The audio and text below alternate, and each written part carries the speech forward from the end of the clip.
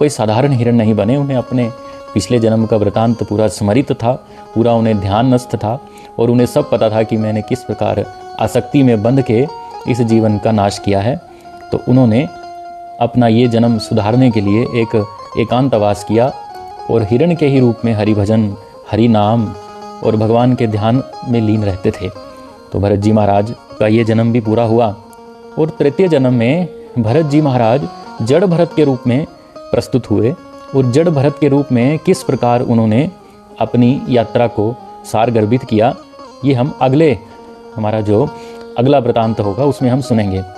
कहने का भाव ये है, बात यदि हम आसक्ति की कर रहे हैं, संदेश की कर रहे हैं, तो भरत जी महाराज का ये जन्म हमें ये सिखाता है कि त्याग केवल वस्तु का नहीं है। एक वस्तु का त्याग करने मात्र से हम अपने मन की वृत्तियों का त्याग नहीं कर सकते। जब तक मन से आसक्ति नहीं हटेगी तब तक हमारे भीतर सही त्याग का परिचय नहीं होगा।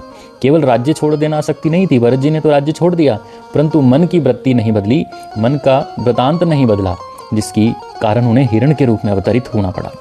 वन में रहकर भी यदि ईश्वर का स्मरण नहीं हुआ, वन में रहकर भी यदि हरि स्मरण नहीं हुआ, तो ये समझ लेना चाहिए कि भक्ति अभी परिपक्व नहीं हुई है, भक्ति तो अभी अधूरी है। और एक संदेश और है कि करुणा तो उन्होंने उस हिरण मृग शावक पे की, करुणा तो बड़ी अच्छी करुणा उन्होंने उस मृग शावक पे की, परंतु करुणा विवेकहीन थी।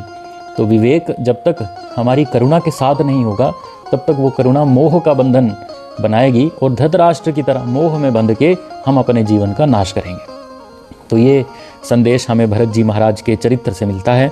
आसक्ति जरूर होनी चाहिए, परंतु आसक्ति में विवेक होना चाहिए कि किस प्रकार कितनी आसक्ति कितनी मात्रा में अपने भाव से प्रस्तुतित करनी है।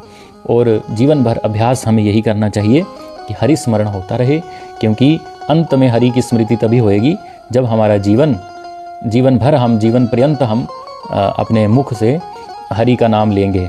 कबीरदास जी महाराज कहते हैं कि माला फेरत जुग गया, फिरा ना मन का फेर, और कर का मन का डारिते, मन का फेर। तो लोग इसको गलत वृतांत में ले लेते हैं कि कबीरदास जी महाराज तो माला फेरने के लिए मना कर रहे हैं। मना नहीं कर रहे हैं, कबीरदास जी कह रहे हैं कि कर का मन का, जो हाथ का मन का है, वो इतना घूम जाए, उस मन के में इतनी सामर्थ्य आ जाए कि हाथ का मन का घूमते घूमते मन का फिरना शुरू हो जाए।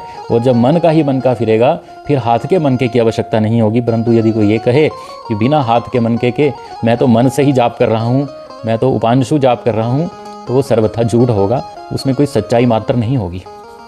तो बड़ी अद्भुत ये चर्चा है जड़ भरत जी महाराज की कथा। हम अपने अगले